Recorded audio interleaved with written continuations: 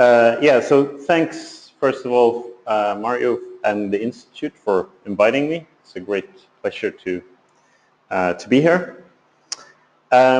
So I'm not sure what you in the audience here and in front of your computers who watch this stream, what kind of background you have. So please interrupt me if I'm talking too fast or if I'm using jargon that you're not familiar with. If you have more substantial questions about the talk, I will answer those questions after the talk, and I will try to keep within roughly 45 minutes. Right, so I work in a sort of subfield of, well, I work in philosophy of action, and in a particular subfield of philosophy of action concerned with collective action. And in this field, there are there are many phenomena that people are interested in, but with respect to agency and collective agency, there's on the one hand the phenomena of groups and organizations being agents, having beliefs, desires, intentions, and so on, and performing intentional actions. So think about cases like nation states. Let's see if, well, nation states like the nation state of Denmark, non-government organizations like Transparency International, for example, corporations such as the Danish logistics company Maersk. If you go to Valparaiso, you'll see lots of containers with Maersk on them. I'm not sponsored by them, by the way. And political parties. So for better or worse, at least in our everyday talk, we talk about these entities as if they, often, we talk about them as if they have intentions on their own, desires, beliefs, and so on. And in the case of this kind of group level agency, there is often a discontinuity between the level of the individuals who are working in the organization, who are involved in the organization, and the agency of the group level entity itself. So for example, a corporation like Maersk might we might talk about this organization as if it's hoping that the acquisition of some Korean shipping companies will create important synergies in the organization. But everyone who works at Maersk might hope that this will not happen, because everyone who works there just wants things to be as usual, as normal. So there can be a discontinuity between the individual level and the group level. Now, I said that there are two main kinds of phenomena that people in the field I'm working on is interested in. And this is not the phenomena I will talk about in this talk that I will focus on, and it's not the phenomena that I have been focusing on in my research. But this is still relevant for the talk, and I will explain that later. Right, so in a way, this is a very complex phenomenon, of course, because an organization like a nation state or a corporation is, of course, a very complex system. But at the conceptual level, this is not very puzzling. It's a case of individual agency, but a case of individual agency at the group level or the organizational level. The other phenomena that I'm really interested in this talk is acting together. So cases where there's one intentional action that are performed by several agents together. Now this is, so I'm thinking of everyday examples like two people going for a walk together or two people making dinner together. So these are very simple cases, you might think, compared to corporations and so on. But I think conceptually it's much more puzzling how one intentional action can be, so how the authority or ownership or control of one action can be shared among several agents. And yeah, basically what I'm going to talk about, what I'm going to discuss in this talk is a strategy to try to understand this more complex phenomena of joint intentional action in terms of the idea that there can be group level agents that have individual agents as parts. Okay, so let me now come to the phenomena that I'm really interested in here, joint intentional action or acting together. So first think of, to kind of home in on the phenomena here, think of a case of singular intentional action. So a person making dinner. This activity of making dinner is composed of many different component actions, smaller component actions. So chopping the basil, chopping the onions, heating the pan, heating the oven, putting butter in the pan, and so on. And all these smaller intentional actions are, they compose the activity of making dinner in virtue of them all being directed toward a common goal, namely making dinner, right? And they're non-accidentally coordinated with each other. So it's not an accident that he's chopping basil and while he's heating the pan, for example. And if you think of cases of acting together, where two people are making dinner together, we have a similar kind of instrumental structure of many smaller actions that are organized around the common goal of them making dinner together. And these component actions are non-accidentally coordinated. But in this case, the component actions are distributed among the agent there on the left and the agent on the right. Now, I think, so this is not something I'm going to argue for really in the talk, but the kind of background assumption I have is that there's really one phenomena here of intentional action. And this phenomena can occur with one agent or with several agents. And I think it's a kind of individualistic bias in much of philosophy of action to think that there's something fundamental about intentional action performed by one agent.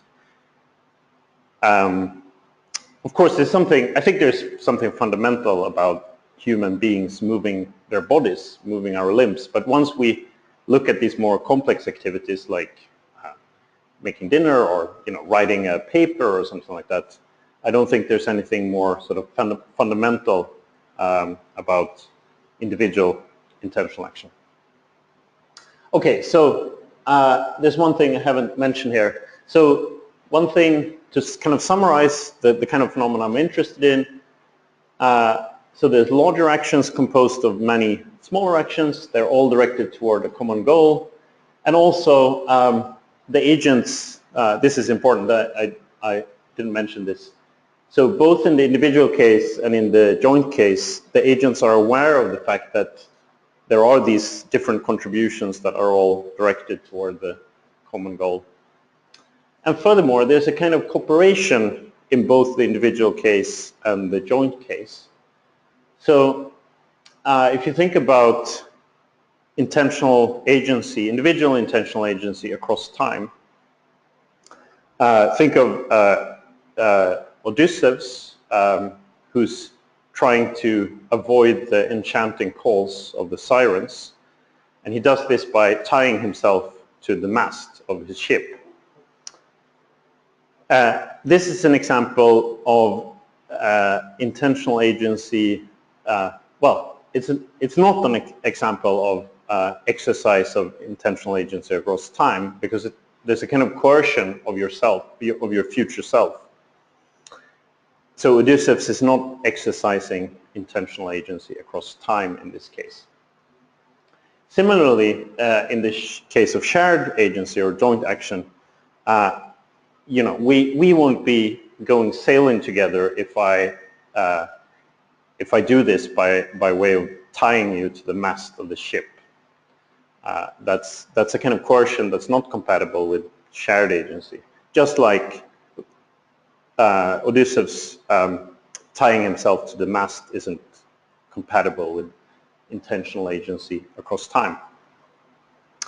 But there are forms of coercion that is compatible with intentional agency across time and shared agency. So think of, suppose that Odysseus, instead of tying himself to the mast, he hired a Greek god to kind of threaten him in the future to, I don't know, burn down his home in Ithaca, for example, to change his incentives so that he would thereby be able to resist the call of the sirens. So this would be compatible with intentional agency across time. And similarly, in many cases of joint action, there's power asymmetries between the participants that allow one participant to kind of in a sort of mild manner coerce other participants. But that seems to be compatible with there being shared agency. And yeah, so theories about joint action and about intentional agency across time, I think one of the main challenges of these accounts is to capture the kind of the cooperative character that shared agency or individual agency across time has. And one influential account for that attempts to capture this cooperative character is Michael Bratman's account, which appeals to what he calls interlocking intentions. So the idea is that if we make dinner together, then it's not just the case that each of us intends that we make dinner together and that we act on these intentions, but I intend that we make dinner together by way of my own intention and by way of your effective intention that we make dinner together. And this kind of requirement rules out cases where I bypass your intentional agency. So suppose I intend that we make dinner together by way of me knocking you unconscious and using your limp body to hold the broken oven door closed when I make dinner. This would be a case of joint intentional action. Furthermore, he has a requirement that the participants intend that their subplans mesh, and this rules out certain kinds of manipulation and deception. So suppose that I'm a vegetarian and you know this, and you deceive me into thinking that what I think is meat substitute is actually real meat into the stew that we're making. If you have the intention that our subplans mesh, then you can't rationally deceive me in this way, because my intention that we make a vegetarian dinner and your intention that we make dinner with meat isn't meshing. They're not co-realizable. So this is, I think, a very kind of theoretically elegant solution for ruling out some kinds of coercion and manipulation and deception. But you might think that this is like, it seems like a very complex construction for capturing everyday cases of joint action, such as making dinner together. And furthermore, in recent years, people have been worrying about cases where agents are not so cognitively sophisticated that they can have these kind of higher order intentions. So intentions about my own intentions or intentions about the other's intentions. So it seems like those kind of agents that are less cognitively sophisticated can still engage in joint intentional action. And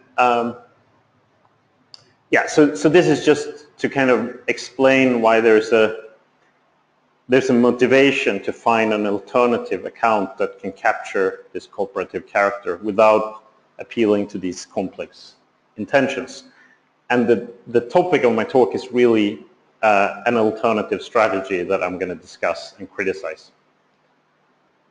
So in a paper by Elisabeth Pachery, where she's reviewing literature in developmental psychology about cooperation and joint action in children, she argues, based on this review of the empirical literature, that at least in 2013, two-year-olds view their own and the partner's action as being part of a collaborative activity with a joint goal. So when two-year-olds are playing together, for example. And she's largely, but not solely, basing this on research by Michael Tomasello's research group in Leipzig. Now, if two-year-olds don't have these higher order intentions, then there must be an account of joint intentional action that doesn't appeal to higher order intentions in the way that Bratman's account does. And now the solution that Pachery has, and this is a solution, this is a kind of move or strategy that many other accounts in this field, in this literature, makes. And this is the move that I will pose some challenges for. So the idea is that instead of appealing to higher order intentions, we appeal to the idea of individual agents being parts of larger agents. So think about the corporations and nation states and so on. There we have larger agents that are composed of parts that are also agents. And the idea is that we can capture the cooperative character of joint intentional action by appeal to participants thinking of themselves as if they were parts of larger agents. So each views himself and the other as parts of a single agent with a single goal. And each acts to do his part of bringing about that agent's goal. That's the idea. And this is an appealing alternative, I think, first of all, because it sort of promises that we can understand the complex, the intentional actions performed by several agents, where they share authority, ownership, control over one intentional action, in terms of something simpler, namely ordinary individual agency. And it also seems to be relatively cognitively undemanding. Participants need to be able to think of agents and conceive of agents as being engaged in goal-directed activity, but they don't need to have higher order intentions. So the question is whether this kind of account can capture this cooperative character that an account of joint intentional action or intentional agency across time ought to capture.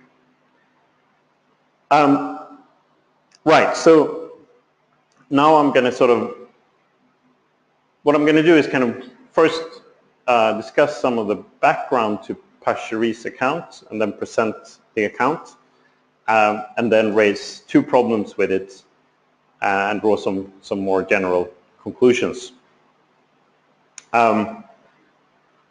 And the question is, why should we think that human beings tend to think of themselves in this way as parts of larger agents? And one reason is a kind of inference to the best explanation. So there's some interesting theoretical problems for orthodox game theory. And one solution to this problem appeals to what we might call the team reasoning solution. That solution appeals to this idea of agents thinking of themselves as being parts of larger agents. And it looks like, if this solution is right, then it looks like we need to think in this way in order to solve very simple coordination problems. And with an inference to the best explanation, that suggests that we do think of ourselves in this way, and then we're free to appeal to this kind of thinking in giving an account of joint intentional action or shared intention, where shared intention is just whatever it is that distinguishes joint intentional action. Okay, so the theoretical problem I mentioned for orthodox game theory can be presented in the following way. So this is the so-called high-low problem, or which we can sort of illustrate as the footballer's problem. So imagine that you and I are both on the same football team, and we're advancing toward the other team's goal, and we can either make a pass play to the left or a pass play to the right. And given the positions of the players on the opposing team, it's clearly better if we make a pass play to the left. The chance of scoring a goal or winning the game then is higher, much higher. So I have a choice of making a pass play to the left or to kick the ball to the left or to kick the ball to the right, and you can either run to the left or run to the right. And the numbers here represent utilities of the likely outcome that would result from this combination of actions. As you can see, it's clearly better if we do a pass play on the left. The problem is that there's no unique rational solution to this kind of coordination problem within the context of orthodox game theory, within the sort of theory of, assuming the theory of rationality that you have in orthodox game theory. And the reason is that any argument you can give for, any rational argument you can give for playing left can also be given for playing right. So it's true that it's best for me to kick the ball to the left if you run to the left. But it's equally true that it would be right for me to kick the ball to the right if you run to the right. And what I should do depends, of course, on what you will do and what I can expect you to do. So what should I expect you to do? Well, it's clearly right for you to run left if I kick left, and it's clearly right for you to, it's clearly correct for you to run right if you expect me to kick right. So then we're back to the other's expectation of what I will do. And there's nothing to base this expectation on besides my own expectation about what the other will do. And as you can see, there's no kind of unique solution to this. We have two equilibria. One is clearly better than the other, but nothing in the orthodox theory of rationality in game theory favors one equilibrium rather than the other. Now, there are sort of non-rational solutions to this problem. For example, it might just be that this solution of making a pass play to the left is more salient, and I will expect you to go for the salient option. Or I will expect you to expect me to go for the salient option. And this kind of expectation can then lead us to make a pass play to the left. But it's just not clear why the best solution should be the salient one rather than the worst solution. I mean, we want to avoid the worst solution, right? So there are solutions to explain why people play left in this kind of situation, but it can't explain why that's the rational option. That's the idea. And the solution then is what's called team reasoning. And the idea here is that human agents we don't just ask ourselves, what should I do in a situation? We also ask the question, what should we do? How should we solve this problem in certain situations? And according to at least some theories of team reasoning, what triggers us to ask the question, what should we do, is can be various kind of cues in the environment that suggest that we're a team. So, for example, that we have the same club shirts, or that we're the same gender or the same race in a context where that is salient. So the idea here is that on these theories of team reasoning, there's a kind of agency transformation given the right kind of context. We identify as members of a group that includes ourselves and the other participants. So this is how Natalie Gold and Robert Sugden sort of summarizes this idea. We will say that so I or you in the footballer's problem, identifies with G if I or you conceive of G as a unit of agency acting as a single entity in pursuit of some single objective. And Robert Sugden sort of explains the idea of membership here, membership of this larger entity in the following way. Think of membership in something like the old sense in which arms and legs are members of a body. So the idea here is that each thinks of themselves as a part of some larger entity. Now, when we do this, according to this theory, there is also a transformational preferences. So the idea is that individuals can have private preferences regarding a choice problem, decision problem, but we can also have team preferences or group preferences.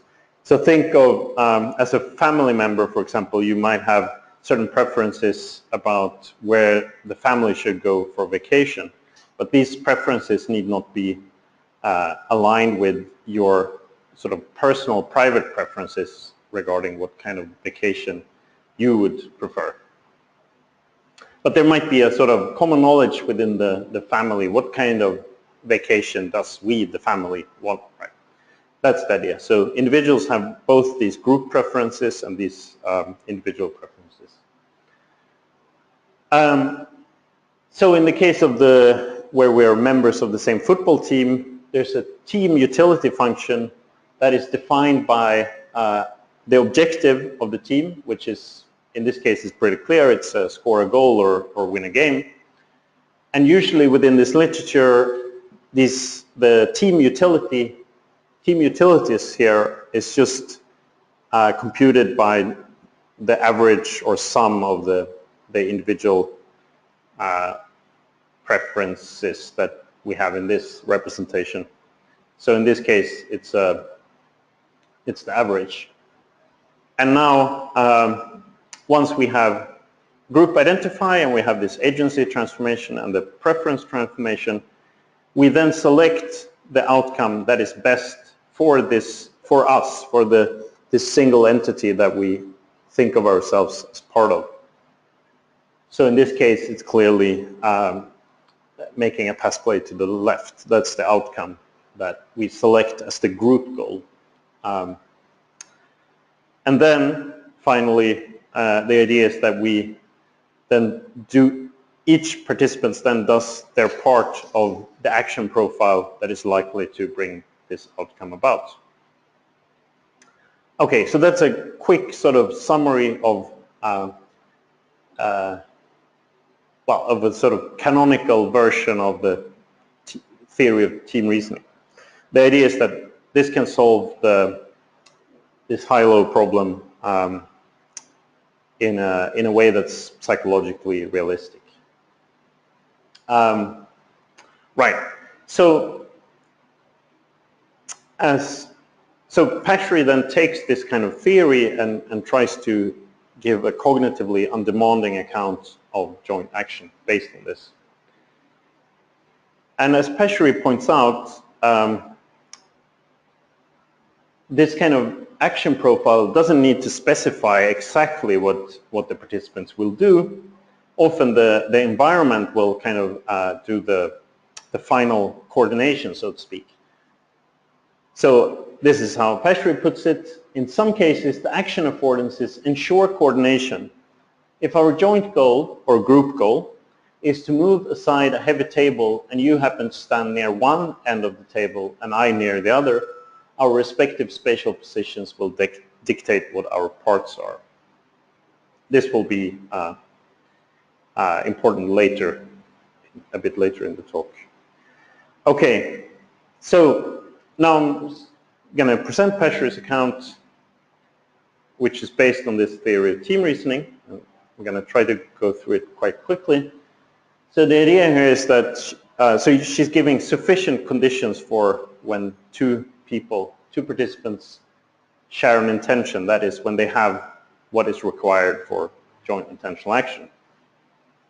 So first, they each have to conceive of themselves as a member of this team, that is, think of themselves as a part of this larger entity that consists of themselves and the other, and they each have to expect that the other identifies in this way as well. And furthermore, each has to reason that the same group goal is the base, bringing about the group goal A is the best choice of action for the team, and then each must then conclude that they should intend to do their part of bringing about this group goal. That's the idea. That's the gist of her account. So this account doesn't appeal to higher order intentions or intentions that the participants' subplans mesh in the way that Bratman's account does, and which makes Bratman's account apparently cognitively demanding. Of course, Pesci's account does require that the participants can think of themselves and think of others as identifying with this larger entity, the team. So the next slide is a bit tongue-in-cheek, but I mean the basic idea is something like this, that children in engaging in joint action think of themselves as part of this larger entity, of a larger entity that has themselves and the others as parts. Not as a corporation, of course, really. But right. So now I'm going to present what I think is two problems with this kind of strategy. And I think, so they're both problems for Pesci, but the first problem I'm going to present is a more general problem for several other accounts of joint intentional action in this literature. So first of all, it's a mistake to think that we get kind of cooperation for free by requiring that the participants think of themselves as parts of these larger agents or larger entities. And the reason is that the action of, we really need to keep these levels apart, the group agent level and the level of the parts of the agent. So the action of a group level agent can involve brute coercion and manipulation between lower level parts that are incompatible with joint intentional action.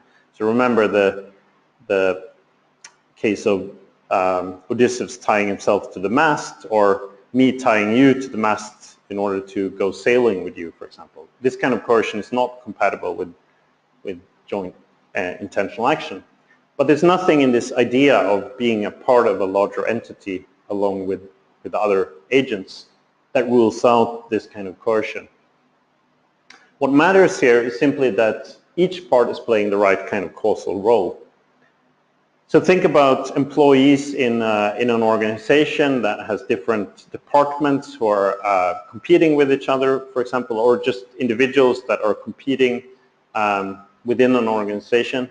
They might still play the kind of causal role that's required for the organization as a whole, the entity as a whole, to be an intentional agent. Or you can think about insects in kind of swarm agents. There can be competition and kind of coercion between parts, even though, I mean, as a way of implementing agency at a higher level. So, yeah, this is kind of the main point really in my criticism, is that it's important to keep these levels apart. And I think there's a kind of general conflation here that one can find in this literature on joint action, namely the conflation of the idea of collectivity and something we might call cooperativity. So these are really different kinds of phenomena. The phenomena of several parts, individuals, making up some larger agent, and the phenomena of several agents cooperating with each other. We can have one without the other. I mean, they're mutually, we can have collectivity without cooperativity, and we can have cooperativity without collectivity, I think. We can have cooperativity without this idea of agents thinking of themselves as parts of a larger entity.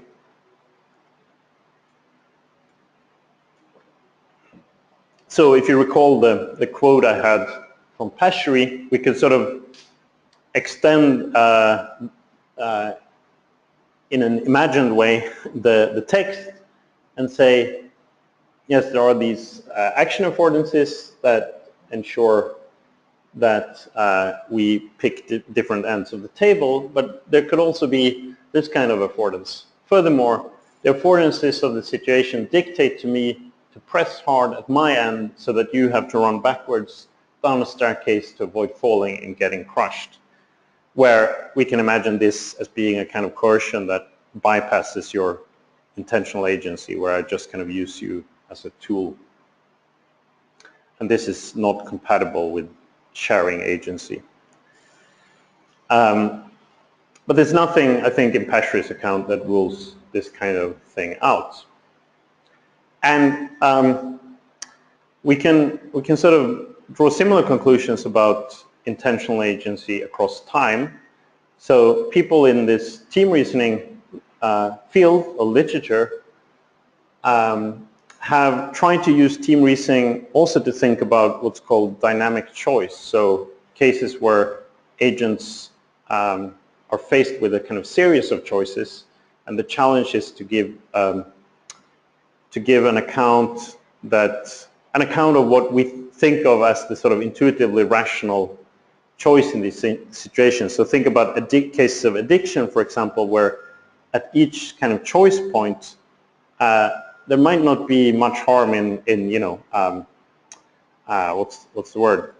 Giving in to the addiction, having another glass of wine, but this might have disastrous consequences if this choice is kind of repeated in a series, even though at each time the agent is kind of rational according to kind of orthodox decision theory.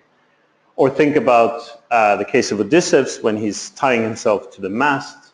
At the point where he's exposed to this enchanting calls of the sirens, the rational thing for him to do at that point seems to be to break free and because this is what he desires, right? He wants to go for the sirens. But we want to give a theory of rationality that can explain that it's rational to resist these kind of temptations. And theories that try to explain this often think of the self or the agent as a kind of series of stages of agents. Now, Michael Bacharach, who's one of the kind of inventors of this team reasoning literature, he's an economist. He criticizes this, what he calls the standard multi-agent model of the person who faces a dynamic choice problem. And the reason is that he criticizes it because it fails to explain the sense of personhood which a person has in each time period when she thinks inwardly. I'm not sure why he has inwardly there, but when the person thinks about the decision problem. But it seems to me that this is not the sense of, this idea of being a part of a larger entity is not the sense of personhood that is involved in agency across time, just as it's not the way we think of our relation to others in shared agency. So think about Odysseus again. So at time point one, he's tying himself to the mast, and he might think of himself then as doing a part of the best choice of this larger entity that he's a part of. And at time 2, when he's struggling to break free, he might still think of himself as doing a part of what's best for this larger entity. But there's nothing about this idea of being a part of a larger entity across time that rules out this kind of coercion, tying myself to the mast, even though tying oneself to the mast is a form of sort of self-coercion. It's not exercising intentional agency across time. So I think also in the case of intentional agency across time, this kind of strategy of thinking of cooperative action between agents or across time in terms of being a part of a larger entity doesn't work. Okay, so that's one problem. And this is a general problem for several accounts, I think. And then there's a specific problem about Pashery's account, which is that, so I mentioned in the beginning when I had the example of making dinner together that it's characteristic of intentional action across time and intentional joint action that agent is aware of the fact that the contributor actions are all performed for the sake of this larger action and that they all have a common goal. But Pashery's account doesn't actually require that the participants think of themselves as performing one goal-directed action. And again, the point is sort of the same as in the first problem, that we need to keep these levels separate. So just because the goal of some larger agent G is A1 here, doesn't imply that the goal of parts of this large agent is also A1. So there's no inference from the group level. There's no kind of straightforward inference, at least, from the group level to the part level, from the whole to the part. Now, in Pashery's account, she does require that there is a single group goal A that is the best choice of action for the team.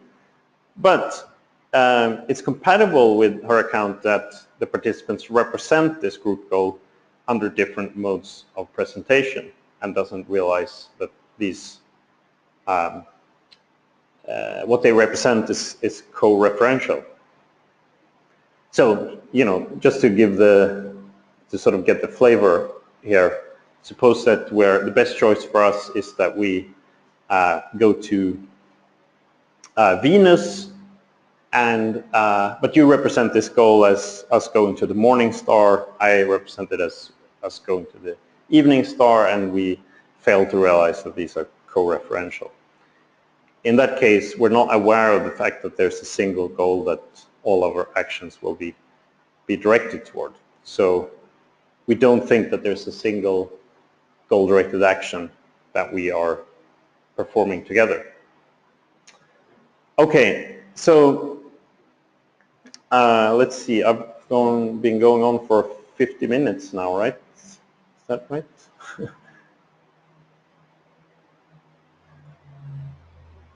Yeah. So I'm gonna. I think that's not. So that's enough to present this problem.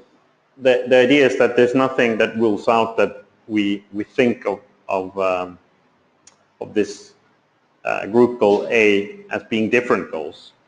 And I have a complicated case that's supposed to show this, but I will skip that, and maybe you have questions about it. So there's these two problems for Pashery's account, and here's a solution.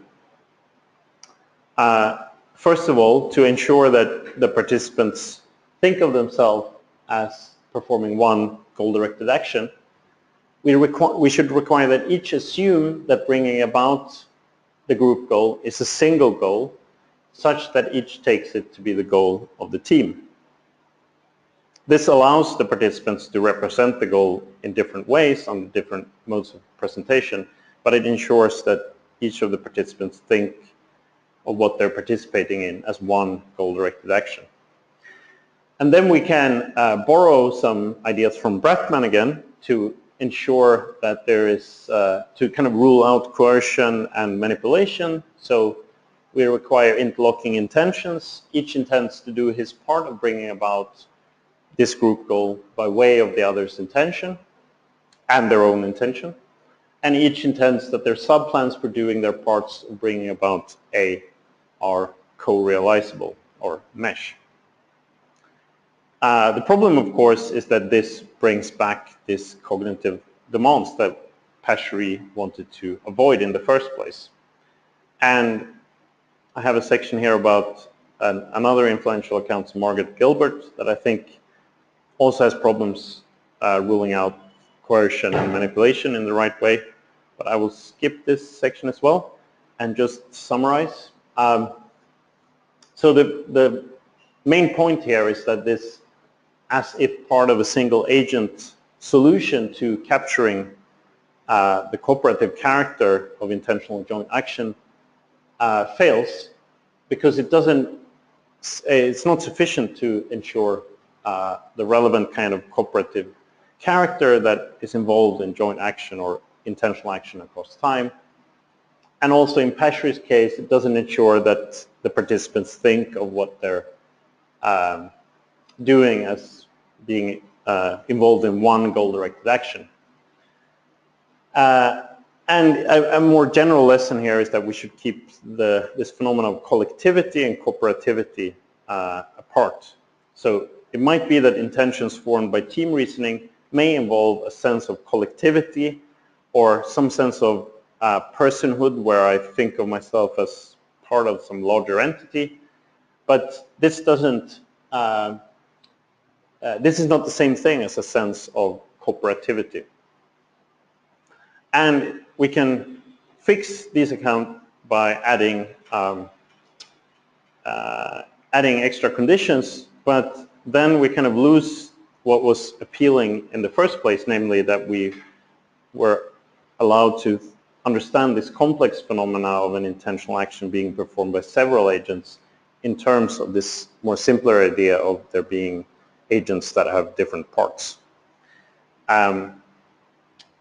So this is a kind of negative conclusion. So the question is, what should we think about the children that Pachery was concerned about? And here I'm just kind of list the kind of obvious options, and I'm not going to at this point favor any of them. So you might think that young children don't really act together intentionally. They might act together in some looser sense, but they're not engaged in joint intentional action.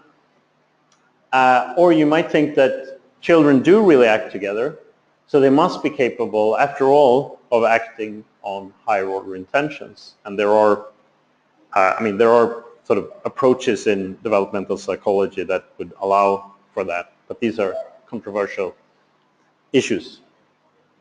Or maybe children do really act together, but they lack higher order intentions, but we just haven't found the right account of acting together that allows us to make sense of this. And that's the end of my talk.